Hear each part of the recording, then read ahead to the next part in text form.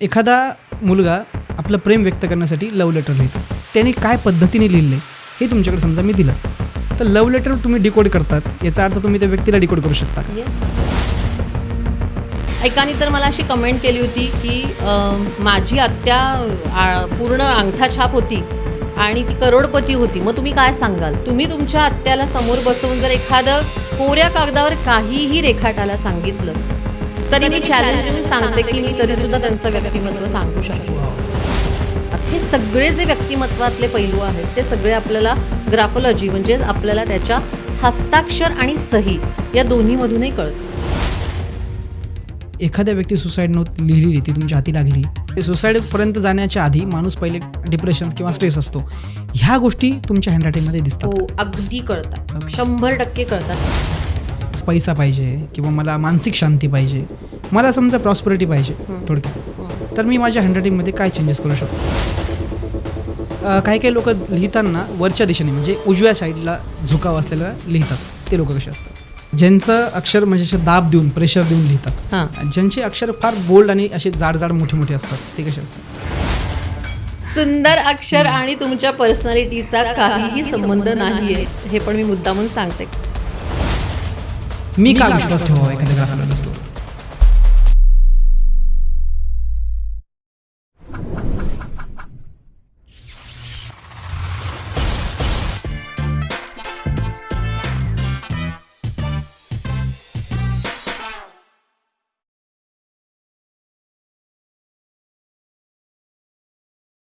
शैलेजी, स्वागत आहे TEP पॉडकास्टमध्ये.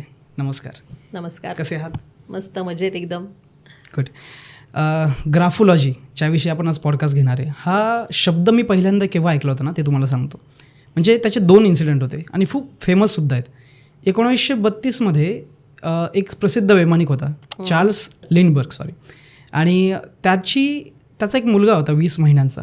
तो अपहरण झाला होता त्याचं आणि त्याला ज्याने उचलून नेलं होतं त्या व्यक्तीने चिठ्ठ्या पाठवायला सुरुवात केली होती खंडणीसाठी.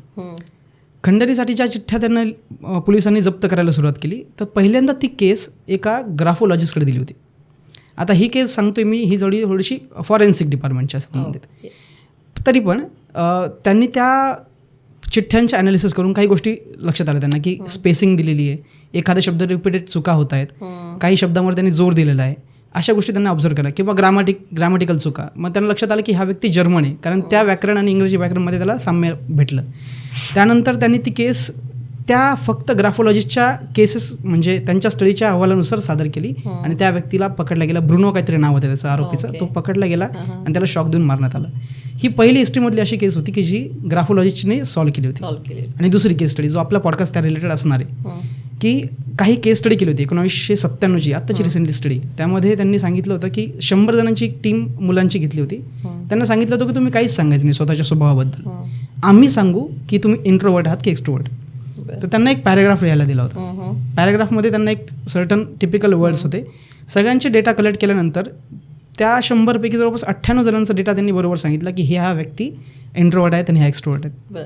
म्हणजे हा डेटा त्यांनी ग्राफोलॉजिस्टकडे दिला होता आणि मग त्यांनी तो सांगितला होता. तर बहुतांश जो दुसरा केस स्टडीचा पार्ट आहे हा आपण आपल्या पॉडकास्टमध्ये घेणार आहे, की खरंच ग्राफोलॉजिस्ट समजू शकतात का की तुमचा स्वभाव कसा आहे, तुम्ही तो बदलू कशा शकता, तुमचं नशीबसुद्धा त्यावर अवलंबून असतं. ह्या गोष्टी ग्राफोलॉजिस्ट कसं बघतात आणि कशा पद्धतीने तुम्ही डिकोड करता, हे सगळं आपण पॉडकास्टमध्ये काढू. फार इंटरेस्टिंग पॉडकास्ट होणार आहे. आय होप तुम्हालाही मजा येईल उत्तर देणार. ओके, सो मी जेव्हा वर्ड ऐकला होता ग्राफोलॉजी, तेव्हा ह्या गोष्टींना रिलेट करून ऐकला होता. तर आपल्या ऑडियन्ससाठी तुम्ही थोडक्यात सांगू शकता का की ग्राफोलॉजी नक्की काय? येस. आता याचा एक थोडासा अजून एक थोडा त्याबद्दलचा संदर्भ मी देते. जसं तुम्ही आत्ता हा परदेशातला एक अनुभव सांगितलाय किंवा त्यांचा त्या शास्त्रावरचा जो काही अभ्यास आहे त्याबद्दल तुम्ही सांगितलं, पण मी तुम्हाला आपल्याकडचं सांगते. आपल्याकडे भारतामध्ये आपल्याकडे दासबोध हा जो एक महत्त्वाचा जो ग्रंथ आहे माहिती आहे, तर समर्थांनी लिहून ठेवलेला, तर त्याच्यामध्ये सुद्धा ग्राफोलॉजीबद्दल म्हणजे हस्ताक्षराबद्दल त्यांनी काही लिहून ठेवलेलं आहे. असं आत्ता म्हणजे नव्यानेच लोकांना म्हणजे जेव्हा ग्राफोलॉजी बाहेरून आपल्याकडे आली त्यावेळेला आपल्याकडे की अरे हे आपल्याकडे आहे ऑलरेडी, हे आपल्या लोकांनी लिहून ठेवलेलं आहे असं लक्षात आलेलं आहे. सो त्याच्यामध्ये त्याचा संदर्भ आहे की लिखाणावरून म्हणजे लिखाणाच्या विशिष्ट पद्धतीवरून आपण व्यक्तिमत्व ओळखू शकतो असं त्यातही त्यांनी उल्लेख केलेला आहे त्या सगळ्याचा. तर आता तुम्हाला ग्राफोलॉजी म्हणजे काय ते मी थोडक्यात सगळ्यांना सांगते, कारण बऱ्याच लोकांना अजूनही ग्राफोलॉजी माहिती नाही आहे, किंवा लोक थोडंसं हसण्यावरही अजूनही घेतात की छे असं हस्ताक्षर बदलल्याने काही तुमचं नशीब बदलतं का. हे खूप नॉर्मल माणसाचं एक स्टेटमेंट मी ऐकलेलं आहे सगळ्यांचं. पण ग्राफोलॉजी म्हणजे काय, तर ग्राफोलॉजी म्हणजे तुमच्या मनाचा आरसा आपण असं म्हणू शकतो. कागदावरती तुमचं मन काय आहे ते सगळं दिसतं आपल्याला. म्हणजे जसं आपण आरशात बघितलं मी कशी आहे तसं मी दिसतेय, तसंच तुमचं व्यक्तिमत्व काय आहे, तुमची पर्सनॅलिटी काय आहे ती तुमच्या कागदावर दिसते. फक्त आम्ही लोक ती भाषा शिकलो आहोत किंवा ते शास्त्र शिकल्या कारणाने आम्ही ते वाचू शकतो, इतकंच आहे. नॉर्मल माणसाला त्याच्यावरून कळणार काहीच नाहीये की नॉर्मल काय लिखाणासारखं लिखाण आहे, चांगलं अक्षर आहे, सुंदर अक्षर आहे आणि घाणेरडं अक्षर आहे, एवढंच आपल्याकडे फक्त एखाद्या सामान्य माणसाला कळू शकतं. पण आम्ही ते कसं जाणून घेतो, तर त्यातल्या प्रत्येक बारीक बारीक गोष्टीवरून आपल्याला व्यक्तिमत्व समजतं, त्या माणसाची आपल्याला मानसिकता समजते, त्याचा स्वभाव कळतो, त्याच्या काही आवडीनिवडी आपल्याला समजतात. हे सगळे जे व्यक्तिमत्वातले पैलू आहेत ते सगळे आपल्याला ग्राफोलॉजी म्हणजेच आपल्याला त्याच्या हस्ताक्षर आणि सही या दोन्हीमधूनही कळतं. म्हणजे ग्राफोलॉजीमध्ये हे दोन्हीही येतं, म्हणजे आपलं हस्ताक्षरही येतं आणि आपली सही सुद्धा, स्वाक्षरी सुद्धा येते.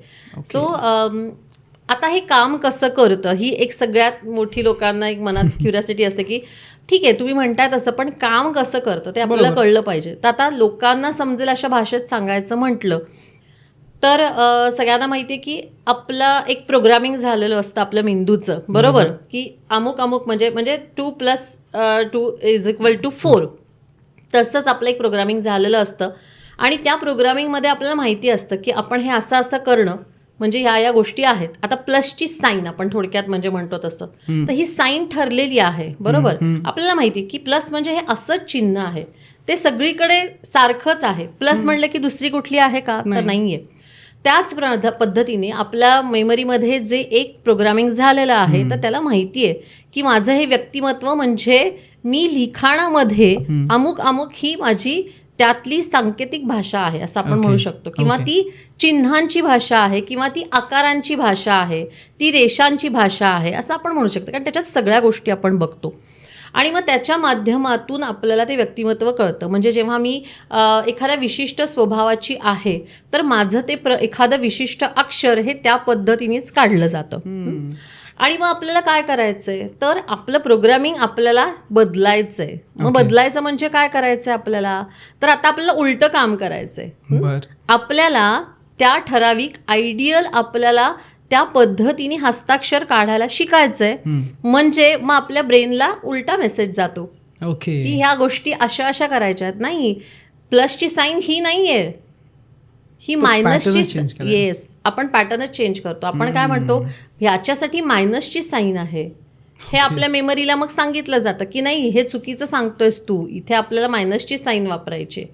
आणि मग आपल्या मेमरीमध्ये किंवा आपल्या सबकॉन्शियस माइंडमध्ये जे पहिल्यापासून भरलं गेलेलं आहे, जी मेमरी आहे ती सगळी काय म्हणतो दुरुस्त केली जाते किंवा ती आयडियल व्हायला लागते. आणि मग ती आयडियल झाली की मग आपण आपल्या लिखाणात बदल केला की आपल्या ब्रेनला बरोबर तसेच मेसेजेस जायला लागतात, बरोबर, की येस तू आता स्ट्रेट लाईन काढलेली आहेस, सो तुझी पर्सनॅलिटी ही बॅलन्स असली पाहिजे. तू स्लांट इकडे डावीकडे लिहिणार आहेस, उजवीकडे लिहिणार आहेस, तर तुझी पर्सनॅलिटी अशी आहे. आता असं सांगतंय तुझं हँडरायटिंग. इतकं सोपं आहे, म्हणजे लोकांना कळण्यासाठी ही साधी भाषा आहे. अजून एक गमतीशीर त्याचं मी एवढे सारे पॉडकास्ट केलेले आहेत ग्राफोलॉजीवरती, तर एक अतिशय माझ्या दृष्टीने गमतीशीर प्रश्न म्हणूयात आपण विचारला जातो किंवा कमेंट्स येतात खूप साऱ्या, निगेटिव्ह कमेंट्स पण येतात की हस्ताक्षरावरून काय तुम्ही सांगताय, हे काय काही आपलं हा बोंदुगिरी आहे वगैरे, इथपर्यंत लोक बोलतात. एकाने तर मला अशी कमेंट केली होती की माझी आत्या पूर्ण अंगठा छाप होती आणि ती करोडपती होती, मग तुम्ही काय सांगाल. तर मी म्हटलं की माझ्यासाठी कुठलीही भाषा ही ग्राफोलॉजीमध्ये मॅटर करतच नाही. तुम्ही तुमच्या आत्याला समोर बसवून जर एखादं कोऱ्या कागदावर काहीही रेखाटायला सांगितलं तरी मी चॅलेंज देऊन सांगते की मी तरी सुद्धा त्यांचं व्यक्तिमत्व सांगू शकेन. सो ग्राफोलॉजी हे आहे. आणि नंतर आपण सगळेजण फक्त त्याचा भाषेशी संबंधच नाहीये, त्याचा कुठेही भाषेशी संबंधच नाहीये. तुम्ही इंग्लिशमध्ये लिहिताय, मराठीमध्ये लिहिताय, उर्दूमध्ये लिहिताय, गुजरातीमध्ये लिहिताय, त्याला काहीच संबंध नाहीये. त्याचा संबंध आहे त्यातल्या प्रत्येक बारीक बारीक स्ट्रोक्समध्ये, साईज त्याचा काय आहे, अशा खूप अधिक गोष्टी आहेत. म्हणजे हे यातलं मी उदाहरण सांगते. त्या सगळ्या गोष्टींवरून आपल्याला व्यक्तिमत्व समजतं. त्यामुळे असं कोणीतरी मला सांगितलं तर माझ्यासाठी ते चॅलेंजिंग आहे की असं कोणीतरी मला हँडरायटिंग म्हणा किंवा कोणीतरी समोर आणून द्यावं आणि मग मी त्याच्याबद्दल तुम्हाला नक्की सांगू शकेन. तर इतकं छान आणि आपल्याकडे पूर्वापार चालत आलेली ग्राफोलॉजी ही एक शास्त्र प्रगत आहे आणि आता थोडासा पुन्हा एकदा त्याच्याबद्दलचा लोकांमध्ये अवेअरनेस यायला लागलेला आहे आणि लोकांना त्याबद्दल थोडं माहिती पण झालेलं आहे. म्हणून लोक आता आपल्या सगळ्या गोष्टींमध्ये थोडीशी सुधारणा करतायत किंवा आयडियल सिग्नेचर करणं, आयडियल हँडरायटिंग असणं आणि यातून आपल्या पर्सनॅलिटीमध्ये आपण सगळे बदल घडवून आणू शकतो जे बऱ्यापैकी पॉझिटिव्ह असतात किंवा थोडासा आपण म्हणतो ना की ज्या आपल्या पर्सनॅलिटीमधले काही नेगेटिव्ह गोष्टी असतात त्या सगळ्या दुरुस्त करण्यासाठी ग्राफोलॉजी नक्कीच आपल्याला मदत करते. बापरे, तुम्ही आता खूप सारे टँजंट ओपन केले आहेत. मग त्यापैकी एखादा प्रश्न पकडतो. पण तुम्ही मध्ये सांगितलं ना की एखादी आजीबाई जिला लिहिता वगैरे येत नाही सपोज आणि तिने फक्त रेघोटे जरी काढले तरी तुम्ही सांगू शकता. येस, ते बघून मला एक लक्षात आलं की बहुतांश मुलींचं शाळेत जाणारे म्हणजे आम्ही त्यांचं ना सगळ्यात शेवटचं पान आहे ना वहीतलं ते फार इंटरेस्टिंग असतं. म्हणजे त्यामध्ये माणूस कळतो असं आम्ही लहानपणी म्हणायचो. म्हणजे की तुम्ही शेवटच्या पेजवर काय काढता त्याला डुडल्स बोलतात इंग्लिशमध्ये. तर मग ते सुद्धा ऍक्च्युली तुमच्यासाठी फार मोठं इनपुट असू शकतं असं नाही वाटत तुम्हाला? नक्कीच. तर मग एखाद्या व्यक्तीचं शेवटचं पान काय सांगतं?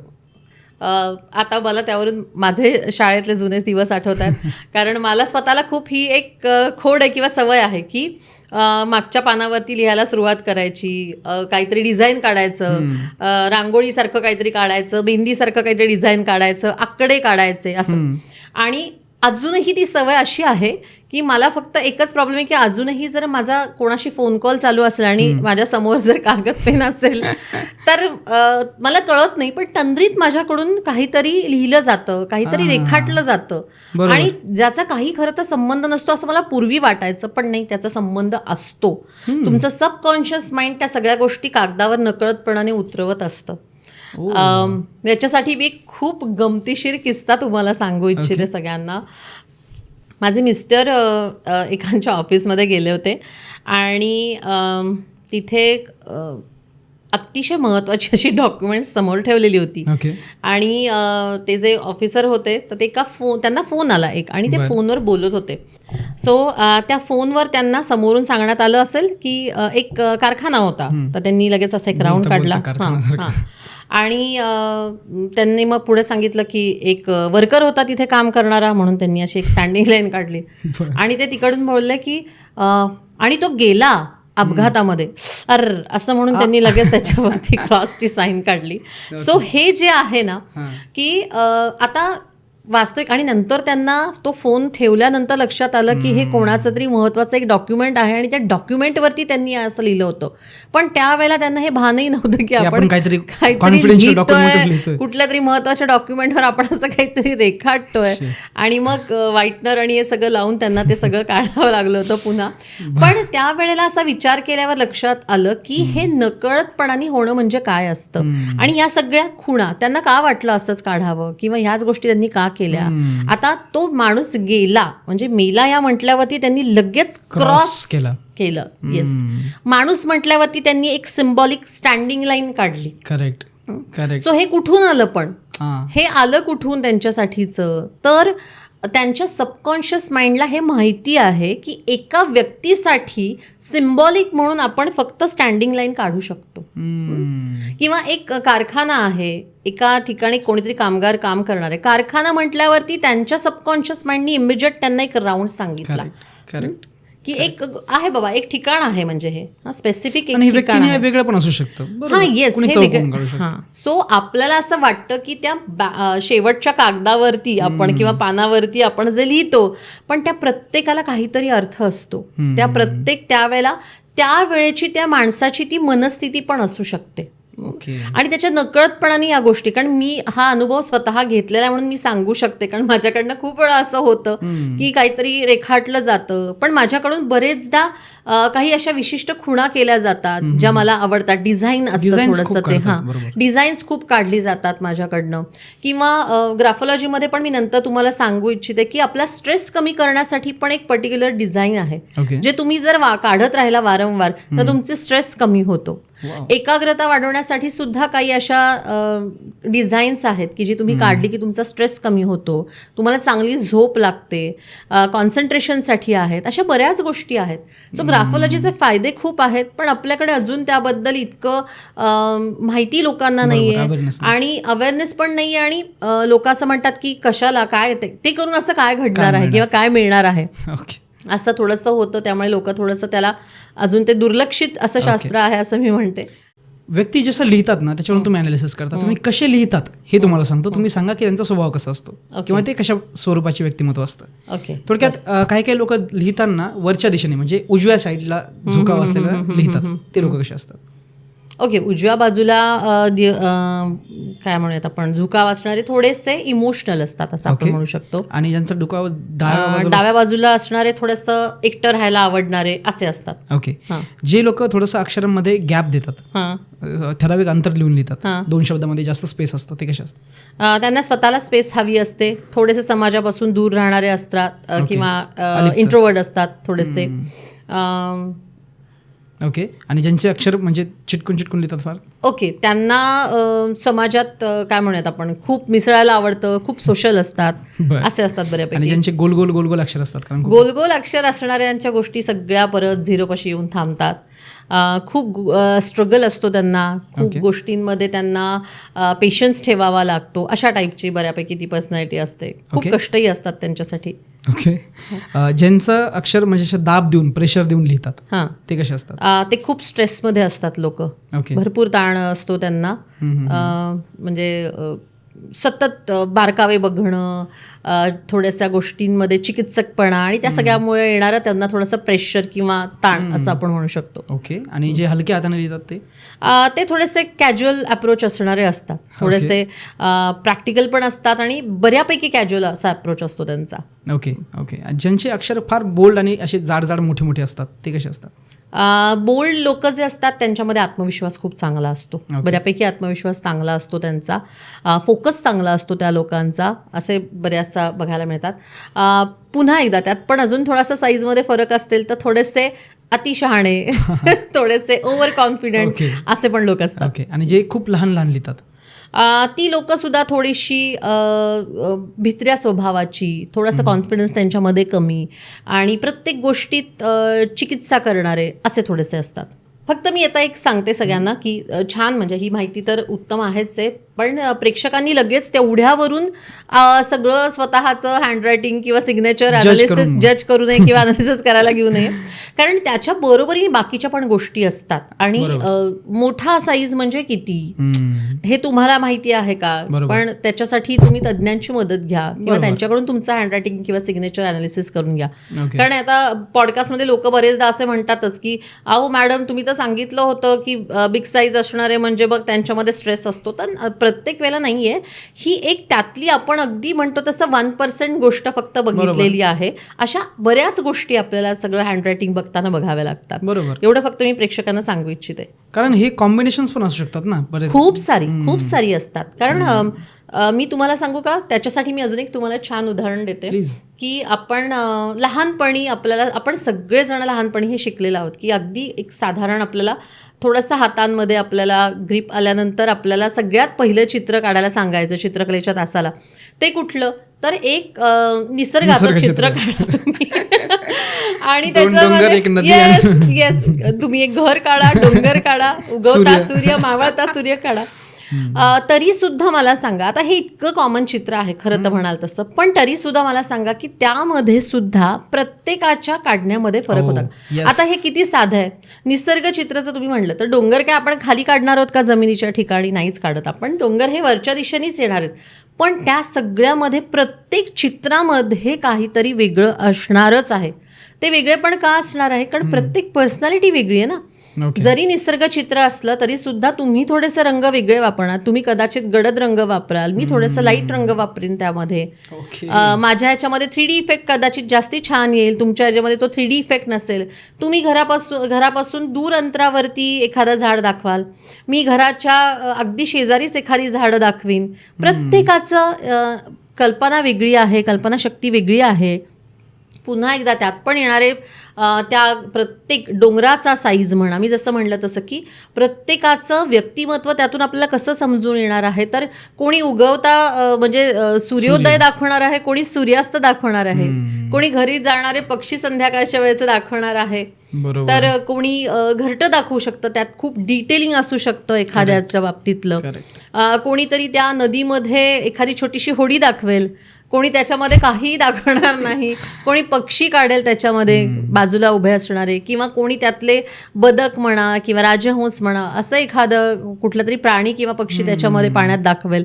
सो प्रत्येकाची कल्पनाशक्ती वेगळी आहे. म्हणजे एकच दिलेला टॉपिक पण त्याच्यामध्ये सुद्धा सगळ्यांचं चित्र वेगळं येणार आहे आपलं, कारण आपल्या प्रत्येकाची पर्सनॅलिटी वेगळी आहे, आपल्या प्रत्येकाचा स्वभाव वेगळा आहे. मग हेच ग्राफोलॉजी सांगते. क्या बात आहे. अतिशय सुंदर उदाहरण दिलं तुम्ही ॲक्च्युली, कारण मी पण असे पहिलीचे दुसरीच्या मुलांचे ड्रॉइंग्स बघितलेले आहेत, निसर्गचित्रच बघितलेले. प्रत्येक जणांचं वेगळं आहे. आणि मला हे पण समजू शकतंय सध्या थोडं तुमच्या इनपुट्स नंतर की तो मुलगा काय विचार करतोय चित्र काढताना. तर मग तो विचार ॲक्च्युली सबकॉन्शियस माइंड आहे, ते तुम्ही रीड करता. साहजिक लहान मुलांचा नाही, सगळ्या एज ग्रुपचा. ओके, आपण काही अजून इंटरेस्टिंग प्रश्नांना हात घालूयात. ओके, एक महत्त्वाचा प्रश्न आहे, फार महत्त्वाचा प्रश्न आहे काही जणांसाठी. एखादा मुलगा आपलं प्रेम व्यक्त करण्यासाठी लव्ह लेटर लिहितो. म्हणजे आजकाल ते प्रमाण फार कमी झालेलं आहे, पण लिहायचे. त्या लव्ह लेटरमध्ये भरभरून तारीफ केली जायची. ऑब्व्हियसली लव्ह लेटरमध्ये कोणी दुसरं काही लिहिणार नाही, पण ते लिहिताना म्हणजे मी तुझ्यासाठी हे करेल ते करेल वगैरे वगैरे, आपण त्यात जास्त जायला नको. पण त्या व्यक्तीचा तो लिहिलेल्या गोष्टी त्या कदाचित खोट्या असू शकतात, किंवा तो दाखवायपुरतं काहीतरी वेगळं लिहिलं असू शकतं. पण जर त्याला तुम्ही ॲज अ केस पेपर घेतलं आणि तो तुमच्याकडे मी आणून दिला की हा व्यक्ती तुम्ही सांगा हे जे लिहिलेलं आहे असे याच्यावरून नाही, त्याने काय पद्धतीने लिहिलं आहे हे तुमच्याकडे समजा मी दिलं, तर लव्ह लेटर तुम्ही डिकोड करतात, याचा अर्थ तुम्ही त्या व्यक्तीला डिकोड करू शकता का? कसं?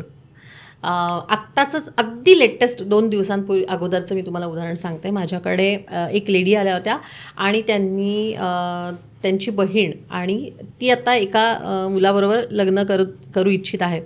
आणि थोडंसं ते घरात मान्य नाही आहे, कारण त्या सगळ्यांना असं वाटतं की तो माणूस थोडासा फसवा आहे, असं त्यांचं एक त्याबद्दलचं मत झालेलं आहे. आणि त्यांनी माझ्याकडे आधी स्वतःचं हँडरायटिंग करून घेतल्यामुळे त्यांचा थोडा विश्वास होता.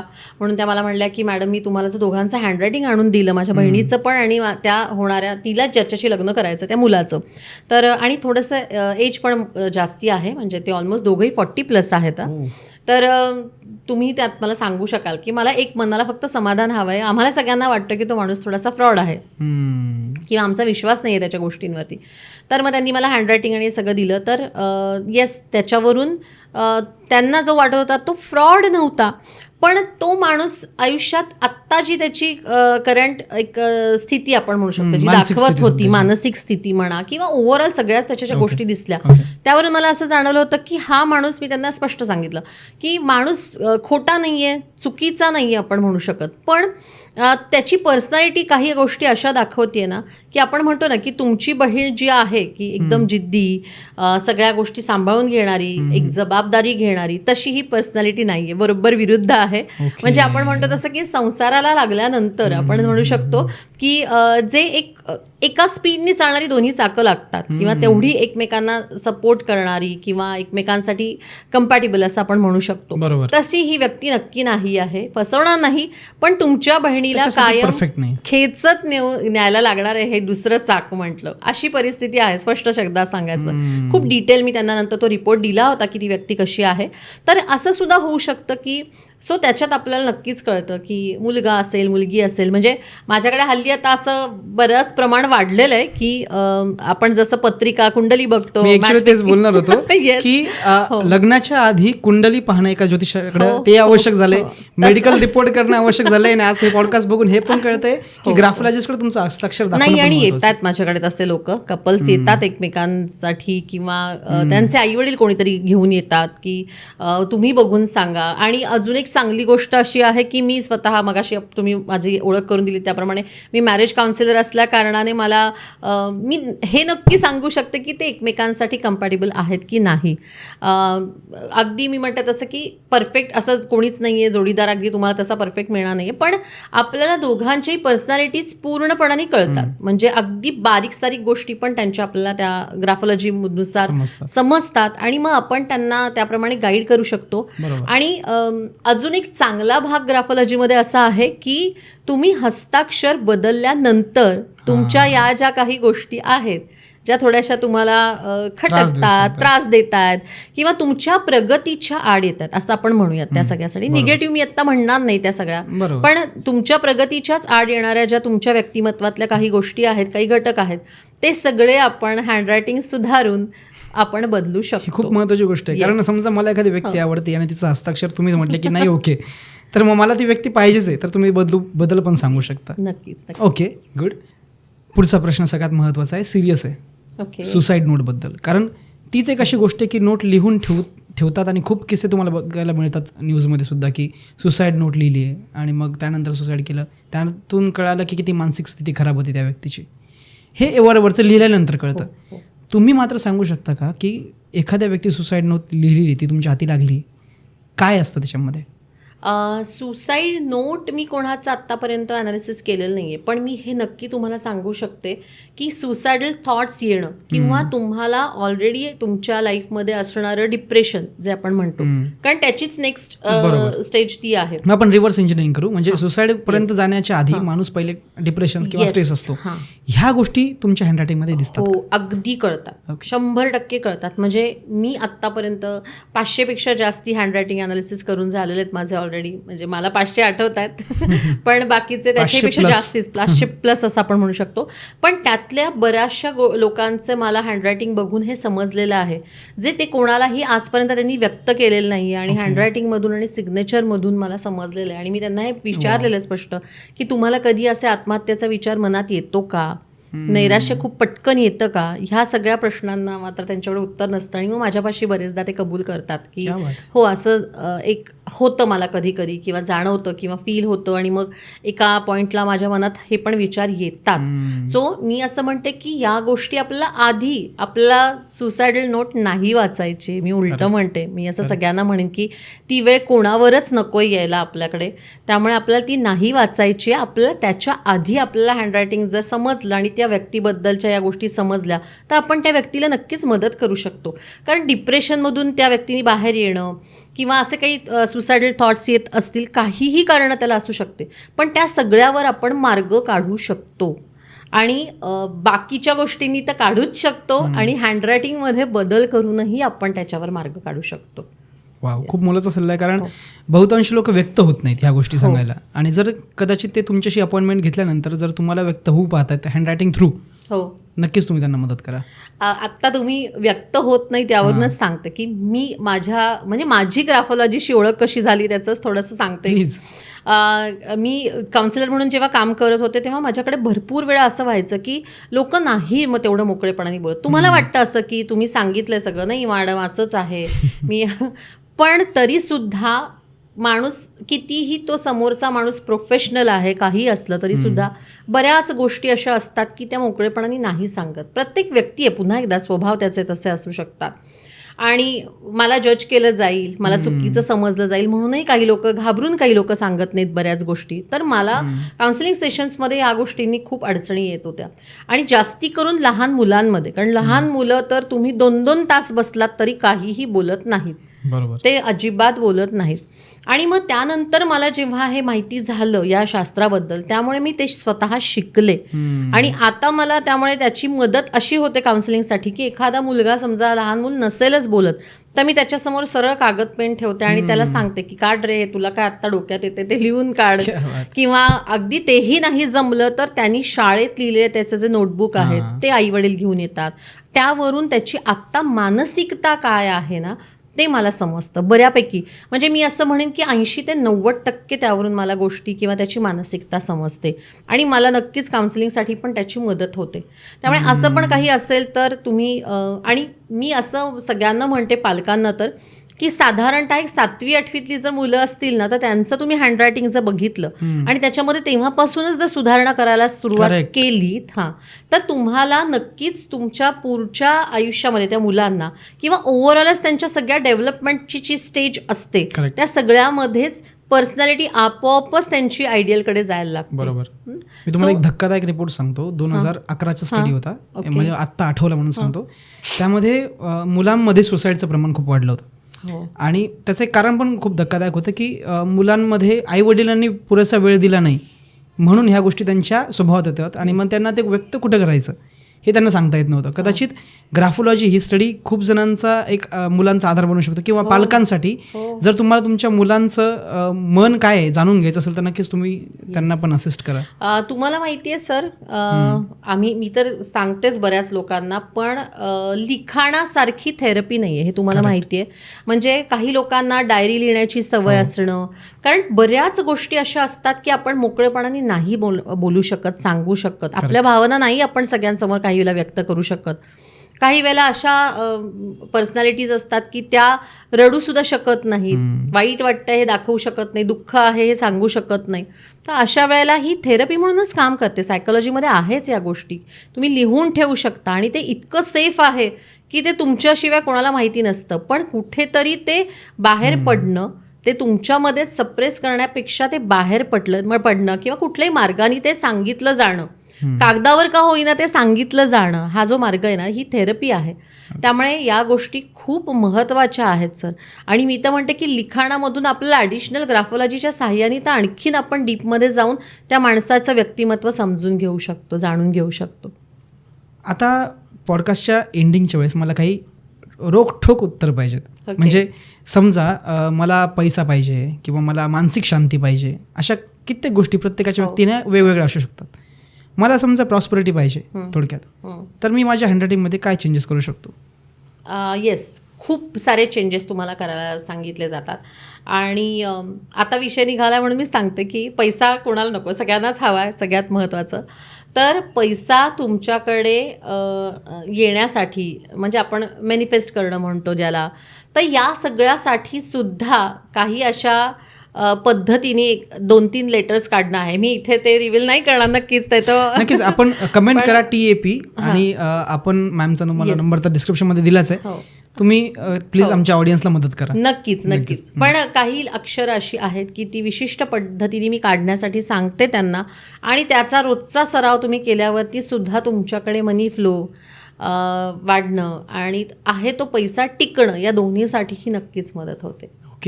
ओके. जाता जाता एक शेवटचा प्रश्न, म्हणजे तो फार कदाचित महत्त्वाचाही असू शकतो. मी का विश्वास ठेवावा एखाद्या ग्राफोलॉजिस्टवर? माझं बदललंय ना नशीब, कारण ओके म्हणून मी आज इथे आहे. कारण मी स्वतः माझ्या सहीमध्ये बरेचसे बदल केलेले आहेत. त्या सगळ्यावरून मला स्वतः, म्हणजे मी उगीचच खोटं दुसरं कोणाचं उदाहरण तुम्हाला देणारच नाही, मी माझं स्वतःचं उदाहरण देते की त्या सगळ्यामुळे माझ्या पर्सनॅलिटीमध्ये होत गेलेला बदल म्हणा. म्हणजे तुम्ही बिलीव्ह करणार नाही, पण BA करून माझं शिक्षण पूर्ण थांबलं होतं. म्हणजे मी पुढे काही शिकीन असं पण नव्हतं, आणि वयाच्या जवळजवळ 32 नंतर मी पुन्हा शिकण्याचा विचार केलेला आहे, किंवा 35 नंतर ॲक्च्युअल मी शिकायला सुरुवात केलेली आहे. त्यानंतर मी या सगळ्या गोष्टी शिकलेली आहे आणि मी आता गेली 5-6 वर्ष यामध्ये काम करते आहे. मला हेच म्हणायचं आहे की माझ्या स्वतःमध्ये या सगळ्या गोष्टींनी खूप बदल झालेला आहे, किंवा मी या स्टेजला आत्ता आहे. नाव, पैसा कोणाला नको असतो, प्रसिद्धी, सगळ्या गोष्टी प्रत्येकालाच हव्या असतात. सो मी स्वतःच त्याचं एक उदाहरण आहे की त्या बदल केल्याने, इव्हन अजून एक त्याच्यातली ॲडिशनल गोष्ट सांगते की तुमचे नातेसंबंध सुधारणं, म्हणजे तुमच्या घरातल्या सगळ्याच मेंबरशी म्हणा, तुमच्या नवरा बायकोंचे असतील ते, तुमच्या पार्टनरशी असतील ते, या सगळ्यासाठीच आपल्याला त्याचा छान उपयोग होतो. इव्हन अजून एक ॲडिशनल गोष्ट अशी आहे की बरेचदा लोक त्यांच्या व्यवहारांमध्ये सुद्धा काही करताना पार्टनर आहे, म्हणजे आम्ही पार्टनरशिपमध्ये काहीतरी काम करणार आहोत, तर कितीही जवळचा मित्र म्हणा किंवा कोणी नातलग म्हणा असं जरी असेल तरी सुद्धा पुढे आम्हाला दोघांनाही त्याच्यामध्ये काही अडचणी येणार नाहीत ना, किंवा कोणीही समोरचा आम्हाला फसवणार नाही ना, या सगळ्यासाठी सुद्धा लोक हँडरायटिंग आणि सिग्नेचर ॲनालिसिससाठी येतात माझ्याकडे, असं मी बघितलेलं आहे. सो तुमच्या सगळ्या बाजूनीच तुम्हाला ग्राफोलॉजी मदत करते, एवढं मी नक्की सांगू इच्छिते. त्यामुळे तुमचं एक आयुष्य पूर्णपणानेच एक आयडियल पर्सनॅलिटीकडे तुम्हाला घेऊन जातं जेव्हा तुम्ही तुमच्या या दोन्ही गोष्टींमध्ये थोडेसे बदल करता. आणि अजून एक गमतीशीर गोष्ट जाता आता तुम्हाला सगळ्यांना सांगते की सगळ्या लोकांना मी सांगते की कॉम्प्लिकेटेड साईन करणं हे अतिशय चुकीचं आहे. दुसरी एक गोष्ट सांगते की सुंदर अक्षर म्हणजे माझं आयडियल अक्षर आहे किंवा माझी पर्सनॅलिटी म्हणजे आयडियल आहे, असं अजिबात नाहीये. हा सुद्धा अतिशय चुकीचा समज आहे. म्हणजे आमचं पूर्ण बालपणच तुम्ही इकडून टाकलं. सुंदर अक्षर आणि तुमच्या पर्सनॅलिटीचा काहीही संबंध नाहीये, हे पण मी मुद्दामून सांगते, कारण हे काही गैरसमज आहेत. आणि लोक हे पण म्हणतात, मॅडम तुम्ही किती साधी सही दिली आहे मला, आणि माई पण मत कोणी पटकन कॉपी करू शकतं, तर इतकी सहज तुमची कोणीही सही कॉपी करू शकत नाही, हे पण मी सांगू इच्छिते. पण तुम्हाला मी असं उत्तर त्यांना देते की मग कॉम्प्लिकेटेड गोष्टी हव्यात का तुमच्या आयुष्यामध्ये तुम्हाला, तर मी कॉम्प्लिकेटेड सही करून देते तुम्हाला, छान काहीतरी वेगळी अशी आर्टिस्टिक डिझाईन काढून वगैरे. पण नाही, जेवढं तुम्ही स्पष्ट तुमच्या गोष्टीत, ग्राफोलॉजी असं सांगते की तुमची सही म्हणा किंवा तुमचं हस्ताक्षर हे जेवढं स्पष्ट आणि छान असेल, छानपेक्षा ठळक आपण म्हणूयात, जे तुम्हाला वाचता आलं पाहिजे, तर तुमच्या आयुष्यातल्या बऱ्याच गोष्टी, प्रॉब्लेम्स हे तुमचे कमी होतात, असं सांगते ग्राफोलॉजी. सुंदर सुंदर. सायलेजी, खूप इन्साइटफुल पॉडकास्ट होता आणि खूप गोष्टी तुम्ही नव्याने ॲड पण केल्यात. साधारण बरोबर तर तुम्ही सांगितलंच की काय गोष्टी असतात, पण डीपमध्ये जर कुणाला मॅमशी कनेक्ट करायचं असेल तर आपण डिस्क्रिप्शनमध्ये तुमचे डिटेल्स देऊच. नक्कीच आमच्या प्रेक्षकांना पण हेल्प होईल त्याची. एखादा नवीन हटके टॉपिक, कारण मला समजलं की तुमच्याकडे डेप्थ खूप आहे आणि ते बाहेर काढण्यासाठी हात का टाइम पुरेसा नाही आहे. नक्कीच आपण पुन्हा भेटूया पुढच्या एखाद्या पॉडकास्टमध्ये, विषय नवीन असेल. नक्कीच. थँक्यू सायलेजी, तुम्ही आम्हाला वेळ दिला आणि शेअर केला प्रतिम नॉलेज. धन्यवाद. Thank you so much.